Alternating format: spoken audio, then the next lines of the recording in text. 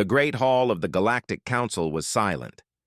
1,000 representatives from 100 different worlds sat in their seats. Their eyes were fixed on the massive screen that floated above the central platform. On the screen, cities burned. Ships exploded in the darkness of space. Millions of innocent beings ran from soldiers in black armor. Ambassador Kelrix watched the destruction with her large golden eyes. She was a Tenthari, a bird-like creature with soft blue feathers and delicate wings. Her people were peaceful. They had never known war until the Vorash came. 47 star systems, said High Chancellor Moravin. He was an insectoid creature, tall and thin with clicking mandibles. The Vorash Empire has taken 47 systems in 3 years. Our combined fleets cannot stop them. A wave of fear moved through the hall. Kelrix could feel it. Every species here came from gentle worlds. Worlds with calm weather, soft gravity, and no predators. They had evolved to think, to create, to build civilizations of art and science. They had not evolved to fight. The Vorash were different. They came from a harsh moon where only the strong survived.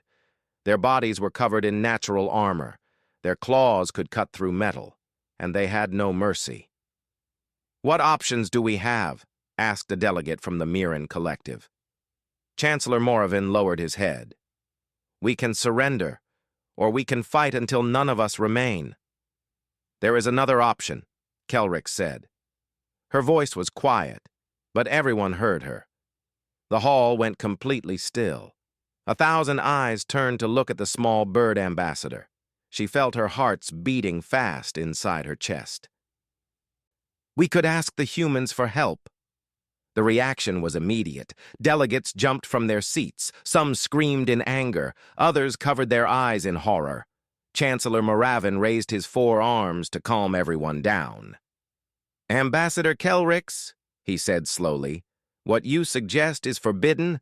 It has been forbidden for 200 years. "I know our history," Kelrix replied. "I know what happened during the contact wars.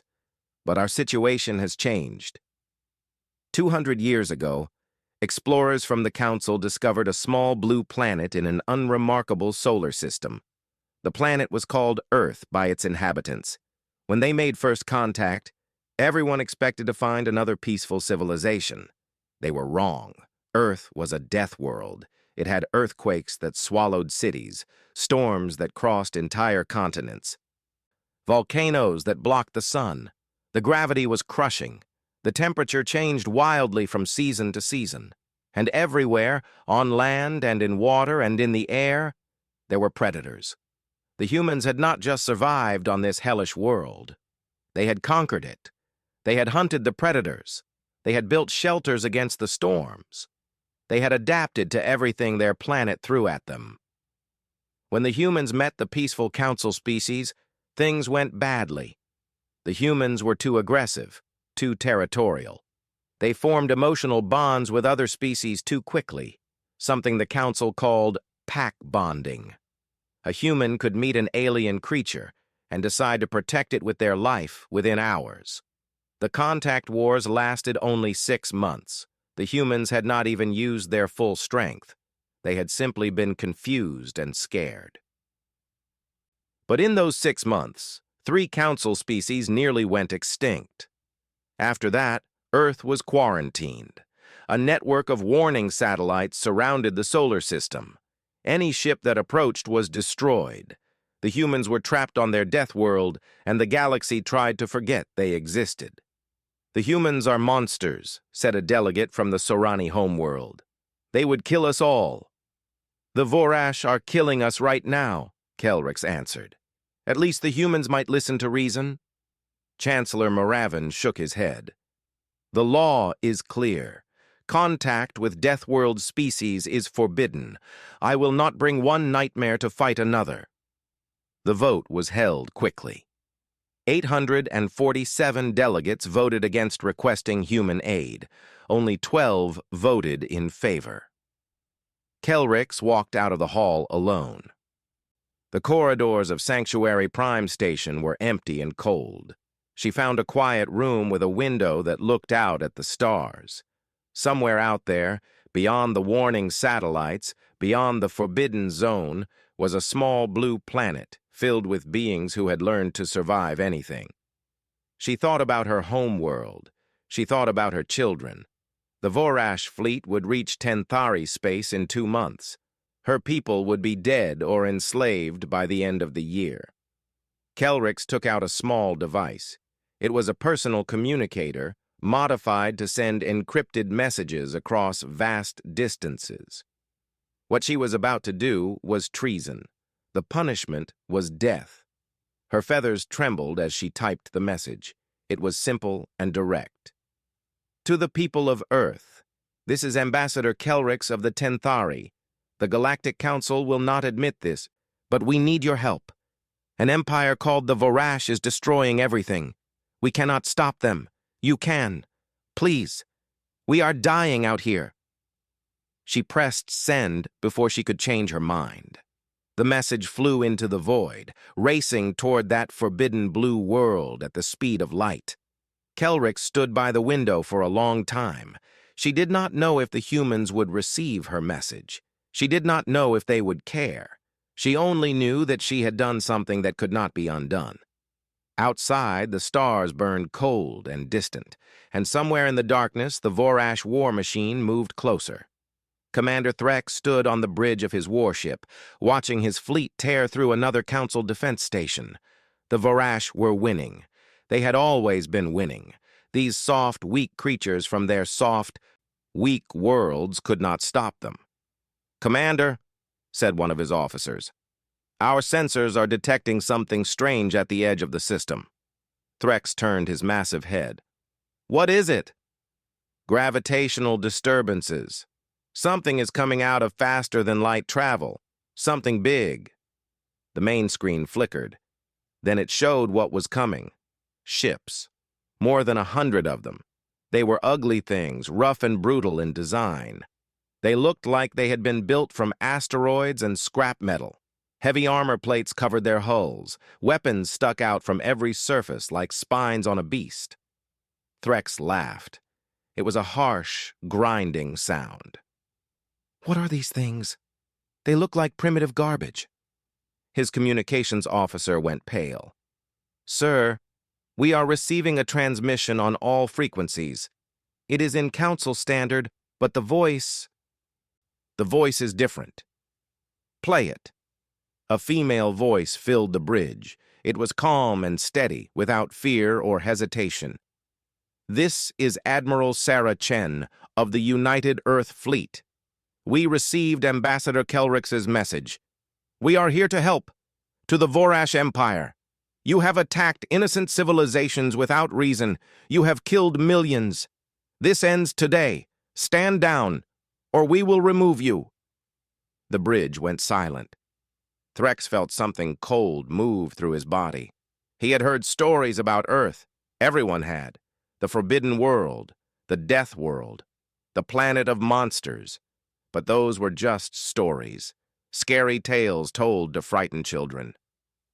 "They are bluffing," Threx said. "Attack formation.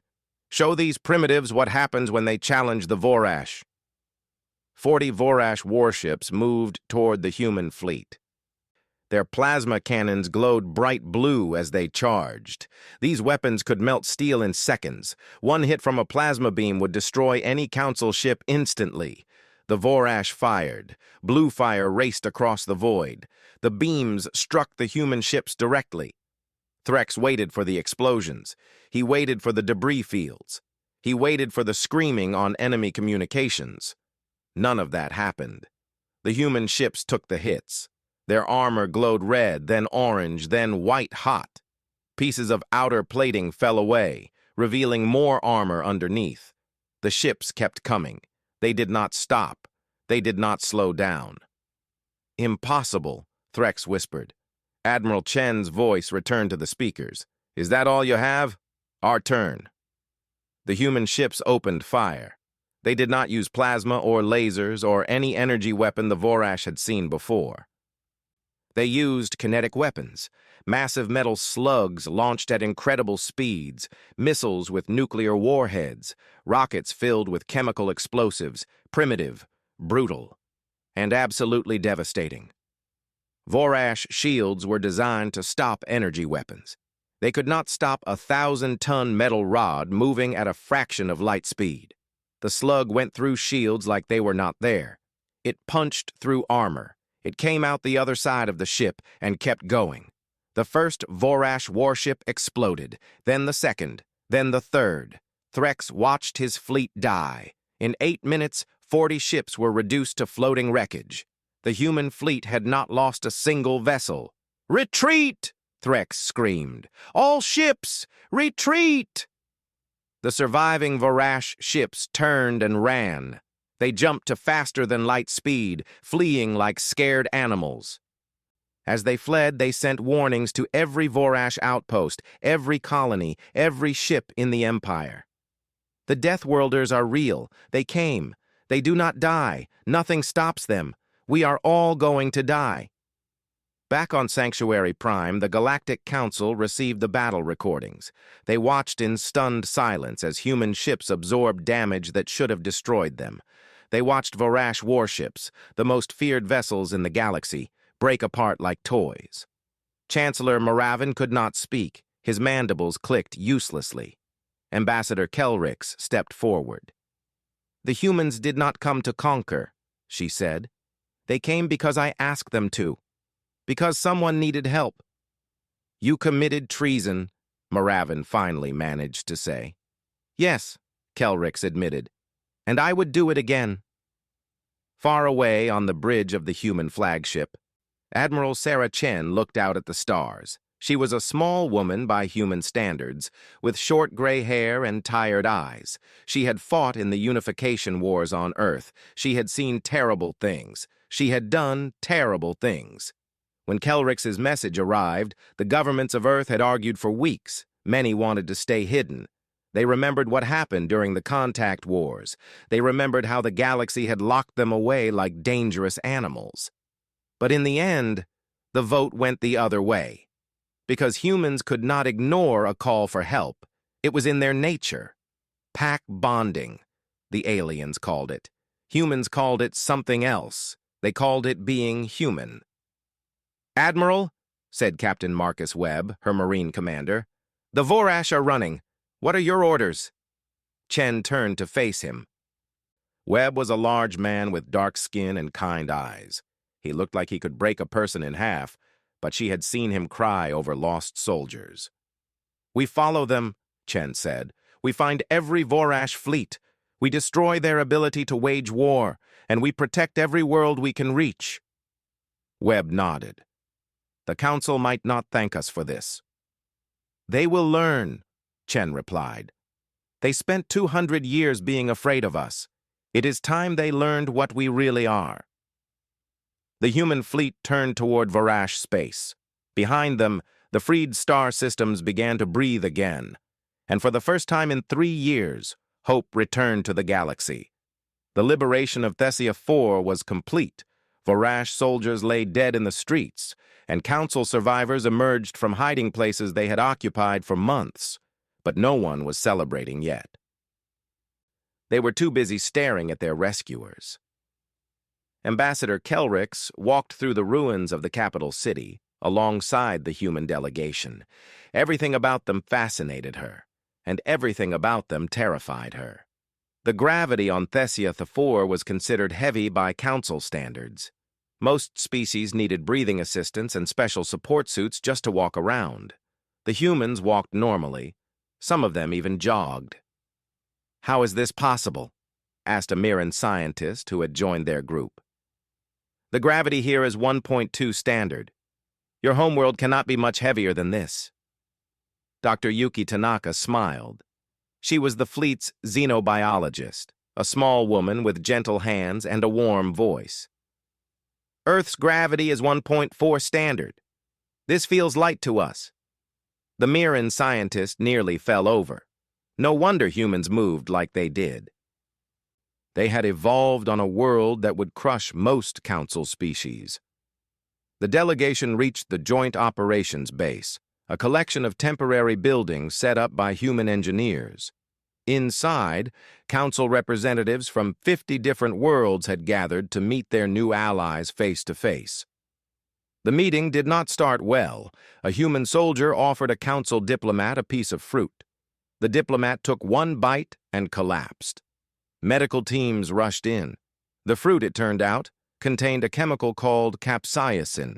To humans, it made food taste better. To most other species, it was a dangerous poison. "We are so sorry," Dr. Tanaka said, helping treat the diplomat. "We should have been more careful." "Your people eat poison for pleasure?" the diplomat asked weakly. "We eat many things that would kill you," Tanaka admitted. "Chocolate, caffeine, alcohol. Our planet is so full of toxic plants and animals that we adapted to process them." Kelrix listened to these explanations with growing amazement. She had studied the old records from the contact wars. She had read descriptions of Earth, but hearing it directly from humans was different. Earth was not just dangerous. Earth was constantly trying to kill everything on it. Volcanoes erupted without warning. The ground itself shook and split open. Massive storms crossed entire oceans, destroying everything in their path. The temperature could change by 50 degrees in a single day. And everywhere, from the deepest oceans to the highest mountains, predators hunted for prey. Humans had survived all of this. They had not just survived, they had thrived. "Your world shaped you," Kelrix said to Dr. Tanaka later that evening. "It made you strong." "It made us stubborn," Tanaka replied. "When Earth tried to kill us, we refused to die. When animals hunted us, we hunted them back. When the weather turned against us, we built shelters and waited it out." She paused. "And when we found other humans in trouble, we helped them. That was how we survived as a species. Together." Kelrix thought about this. The Council had always seen human-pack bonding as dangerous. Humans formed attachments too quickly. They would protect strangers with their own lives after knowing them for only hours. This made them unpredictable, uncontrollable. But perhaps it also made them exactly what the galaxy needed. Captain Webb invited Kelrix to tour his warship, the Thunder Child. She accepted, bringing several Council observers with her. The ship was a shock. The corridors were bare metal. The lighting was harsh. Everything was built for function, not comfort. And the gravity was set to Earth standard. Within minutes, most of the Council observers had to sit down and rest. "This is your training facility," Webb explained, showing them a large room filled with equipment. "We exercise here every day. Some of us train in double gravity to stay sharp." Human soldiers were lifting metal weights that looked like they belonged on construction equipment. Others were fighting each other with padded weapons, moving faster than any Council species could follow. "You train for war constantly," observed a Serani diplomat. "We train to survive," Webb corrected him. "War is just one of many things that can kill you." He showed them the medical bay next. Human doctors were treating soldiers who had been injured in the liberation.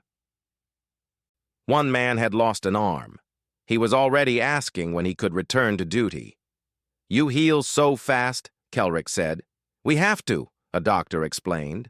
"On Earth, an injury that slowed you down meant death. Our bodies adapted to repair damage quickly." The tour ended on the observation deck. Kelrix stood next to Captain Webb, looking out at the stars. The Vorash had controlled this region for 2 years. Now it was free. "Why did you come?" she asked. "The galaxy locked you away. We called you monsters. We left you alone on your death world for 2 centuries. Why would you help us?" Webb was quiet for a long moment. "Because you asked," he finally said. "Because someone was hurting innocent people, and no one else could stop them." He turned to look at her with his strange, forward-facing eyes. "On Earth, we have a saying. The only thing necessary for evil to win is for good people to do nothing. We could not do nothing." Alarms suddenly screamed through the ship. "Vorash attack!" shouted a voice on the speakers. "All hands to battle stations!" The Vorash had sent a revenge fleet. They wanted to destroy the Joint Operations Base and everyone in it. Human and Council personnel began evacuating. But the Vorash moved faster than expected. Ground forces landed before everyone could escape. Council civilians were trapped in the outer buildings, surrounded by Vorash soldiers. Captain Webb gathered his Marines. "We hold the line," he said. "We buy time for the evacuation." "Sir," said one soldier, "there are too many of them. We cannot win this fight." Webb loaded his weapon. "Then we will lose it slowly." The Marines charged into the Vorash forces. They fought with a fury that the aliens could not understand. Every human soldier who fell took dozens of Vorash with them. They did not retreat. They did not surrender. They stood between the enemy and the civilians until every last person was safely away. When reinforcements finally arrived, fewer than half the Marines were still alive. Captain Webb had been shot 4 times. He was still standing, still fighting, still refusing to fall. Kelrix watched them carry him to the medical bay. She finally understood something important about humans. They were not monsters. They were protectors. Earth had made them hard enough to survive anything and strong enough to shield others from harm. The galaxy had been afraid of them for 200 years. The galaxy should have been grateful instead. Emperor Gorthak stood in his throne room on Cragmore Prime, watching his empire crumble. Report after report brought the same news. Human fleets were pushing the Vorash back on every front. Systems that had taken years to conquer were being liberated in days. His generals begged him to negotiate. His advisors suggested surrender. Gorthak refused to listen to any of them. "I will not bow to Deathworlders," he growled. "If we cannot defeat them in battle, we will destroy them another way." Deep beneath the surface of Cragmore Prime, Vorash scientists worked on the Emperor's most terrible weapon. It was a biological agent, a disease designed to kill specific species. The Vorash had used it before, wiping out 3 council races during the early years of the war. Now they modified it to target humans. The weapon was released secretly, carried by Vorash agents who infected themselves and then surrendered to human forces. Within 2 weeks, the disease had spread to every human ship and every liberated planet where humans were stationed. Admiral Chen received the medical reports with a cold expression. The disease caused massive inflammation throughout the body. Organs failed. Blood vessels burst. Death came within days, and it was extremely painful. Council species panicked. If the humans died, who would protect them? Refugee fleets fled in every direction, trying to escape what they believed was the end of hope. Then something unexpected happened. Human doctors identified the disease quickly. They had seen similar things before. "It is a modified virus," Dr. Tanaka explained during an emergency meeting. "It triggers a cytokine storm, which means the body's immune system attacks itself. This is similar to diseases we faced on Earth hundreds of years ago." "Can you stop it?" Ambassador Kelrix asked desperately. Tanaka nodded. "We already have treatments for this type of infection. Our immune systems are also much stronger than the Vorash expected. Most humans will recover on their own. The others can be saved with medication." The Vorash had created a weapon designed to kill humans. They did not understand that Earth had been creating such weapons for millions of years. Diseases, plagues, viruses. Humanity had faced them all and survived. Human medical teams worked without rest for 3 days. They used their own blood to create treatments that worked on council species as well. By the end of the week, the death rate had dropped to almost nothing. Emperor Gorthak received this news in silent fury. His ultimate weapon had failed. The Deathworlders could not be killed. Admiral Chen decided it was time to end the war. The human fleet gathered at the edge of Vorash space. 120 ships, battered and scarred from months of fighting, but still operational. Chen stood on the bridge of her flagship, looking at the tactical display. "The Emperor will never surrender willingly," said Captain Webb, who had recovered from his wounds. "He would rather destroy his own world than admit defeat." "I know," Chen replied. "That is why we are not going to destroy his world. We are going to take him alive." The Battle of Cragmore Prime was unlike anything the galaxy had ever seen. Vorash defense stations fired everything they had at the approaching fleet. Human ships absorbed the damage and kept advancing. When Vorash fighters swarmed toward them, human pilots engaged in dogfights that lasted for hours. But the real battle happened on the surface. Captain Webb led a landing force of 2,000 Marines. They dropped from orbit in armored pods, crashing through the atmosphere like meteors. Vorash anti-aircraft fire destroyed many of them before they reached the ground. The survivors hit the surface running. The Imperial Palace was a fortress built into a mountain. Thousands of Vorash guards defended it. Webb's Marines numbered less than 800 by the time they reached the outer walls. They went in anyway. The fighting was brutal and close. Humans and Vorash struggled through corridors and chambers, neither side willing to retreat. Webb himself led the advance, his powered armor covered in enemy blood.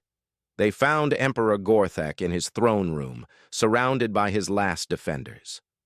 When the final Vorash guard fell, the Emperor stood alone. He held a device in his clawed hand. "One step closer, and I destroy everything. This trigger is linked to explosives planted in the planet's core. My world will die, and your fleet will die with it." Webb stopped. His soldiers raised their weapons, but did not fire. "Go ahead," Gorthak said. "Kill me, but I will take you all with me. The Vorash will be remembered as the species that destroyed the Deathworlders." Webb slowly removed his helmet. His face was tired and covered in dirt and blood, but his eyes were not filled with hatred. They were filled with something else, something Gorthak did not recognize. "I am not going to kill you," Webb said quietly. He reached into a pouch on his belt and pulled out a small screen. "I want to show you something first."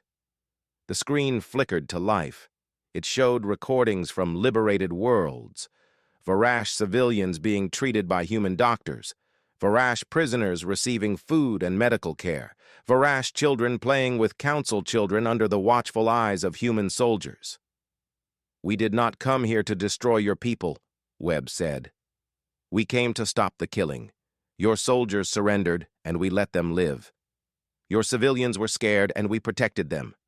We are not monsters, and neither are you." Gorthak stared at the screen. His clawed hand trembled over the trigger. "We can end this now," Webb continued. "No more death, no more destruction. Your people survive, the council survives, everyone goes home." The Emperor's hand slowly lowered. The trigger fell from his grip and clattered on the stone floor. "Why?" Gorthak whispered. "Why would you spare us after everything we did?" Webb picked up the trigger and carefully deactivated it. "Because killing you would not bring back the people you killed. It would only create more pain." He looked at the Emperor with those strange, forward-facing eyes. "On Earth, we learned that the hardest thing is not winning a war. The hardest thing is building peace afterward. Let us try." Gorthak, Emperor of the Vorash, conqueror of 47 systems, fell to his knees. For the first time in his life, he had met an enemy he could not understand, an enemy who chose mercy over revenge. 6 months had passed since the surrender of Emperor Gorthak. The galaxy was slowly healing. The Great Hall of the Galactic Council was full once again. But this time, the atmosphere was different. Hope had replaced fear. Trust had replaced suspicion. And for the first time in 200 years, humans walked among the other species as equals. Ambassador Kelrix stood at the central platform, looking out at the gathered representatives. Beside her stood Admiral Sarah Chen, wearing a formal uniform decorated with medals she had earned during the war.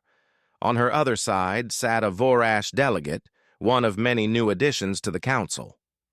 "Today we sign the Treaty of Sanctuary," Kelrix announced. "This document marks the end of the Vorash War and the beginning of a new era for all our peoples." The treaty was long and detailed. The Vorash Empire would be reduced but not destroyed. They would pay reparations to the worlds they had conquered. They would give up their military fleet. But they would keep their homeworld, their culture, and their future. Admiral Chen had insisted on these terms. Many council species wanted the Vorash punished severely. Some wanted them extinct. Chen refused. "Revenge creates enemies," she had explained during the negotiations. "Justice creates partners. We want the Vorash to become part of this community, not spend the next 1,000 years plotting against it." The Vorash delegate signed the treaty with shaking hands. He had expected execution. Instead, he had received a seat at the table where the galaxy made its decisions. After the signing ceremony, Chancellor Moravin addressed the council. "200 years ago, we made a terrible mistake," he said. "We met a species from a death world, and we were afraid. We locked them away. We called them monsters. We pretended they did not exist." He paused, his mandibles clicking nervously. "We were wrong. The humans are not monsters. They are perhaps the finest species we have ever encountered." Admiral Chen stepped forward to speak. Every eye in the hall was fixed on her. "My people have a complicated history," she began. "We have done terrible things to each other. Wars, genocides, destruction that nearly ended our civilization. We know what darkness looks like because we have lived in it." She let the words sink in before continuing. "But we also know what it means to climb out of that darkness, to choose peace over war, to build instead of destroy, to reach out a hand to someone who is suffering and say, 'I will help you.'" She looked around the hall at the hundreds of different species, each from their own world, each with their own history. "We are not your warriors," Chen said. "We do not want to be your weapons. We want to be your partners, your friends, your family." She smiled. "On Earth, we learned that the pack is stronger than any individual. Let us all be one pack now." The Council voted unanimously to lift the quarantine on Earth. Humans were granted full membership in the Galactic Council, with a permanent seat on the Security Council. But more importantly, other Deathworld species began to come forward. For centuries, the Council had shunned anyone from harsh planets. Worlds with high gravity, extreme weather, or dangerous wildlife were considered too risky. Their inhabitants were kept isolated, just like humans had been. Now those species saw what humanity had done. They saw Deathworlders welcomed as heroes instead of feared as monsters. They began sending their own ambassadors, their own delegates, their own requests for membership. Within a year, 12 new species had joined the Council. Each brought unique strengths forged by their difficult homeworlds. Each offered abilities that the gentle Council species could never develop on their own.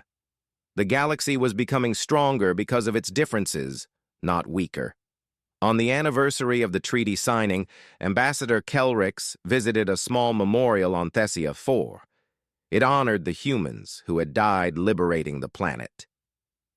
Captain Webb stood beside her, still recovering from wounds that would have killed any other species. "You could have stayed on Earth," Kelrix said. "You could have ignored my message. The galaxy treated your people badly for 200 years. Why did you really come?" Webb was quiet for a long moment. He looked at the names carved into the memorial stone. Friends, soldiers, family. "When I was a child," he finally said, "my mother told me a story about our ancestors. Thousands of years ago, humans lived in small tribes. The world was dangerous, full of predators and disasters. No single person could survive alone, so we learned to work together. We learned to protect each other. We learned that a stranger in need today might be a friend who saves your life tomorrow." He turned to look at Kelrix with those strange, forward-facing eyes that had once terrified the galaxy. "You called for help," Webb said simply. "We heard you. That is what humans do. That is who we are. Kelrix felt her heart swell with emotion. She had spent her entire life being afraid of humans. Now she could not imagine the galaxy without them. Nearby, a group of children played in the ruins of what had once been a Vorash military base. Human children chased Tenthari children, who flew circles around Vorash children, who tried to catch Mirran children. Their laughter filled the air like music. They did not know about the war. They did not know about the fear and hatred that had divided their peoples. They only knew that they had found new friends, and playing together was more fun than playing alone. Webb smiled as he watched them. "That is why we came," he said, "so that they could have this, so that the galaxy could be a place where children of different worlds play together without fear." Kelrix reached out and touched his arm, a small gesture, but one that would have been unthinkable a year ago. Webb did not pull away. Above them, the joint Human Council fleet patrolled the stars. Ships from 100 different worlds flew in formation, protecting the peace they had all fought for. Among them was the Thunderchild, scarred by battle but still flying, still standing guard. The galaxy had prayed that humans would never come. They had feared the Deathworlders for 2 centuries. They had built walls and weapons and laws to keep them away.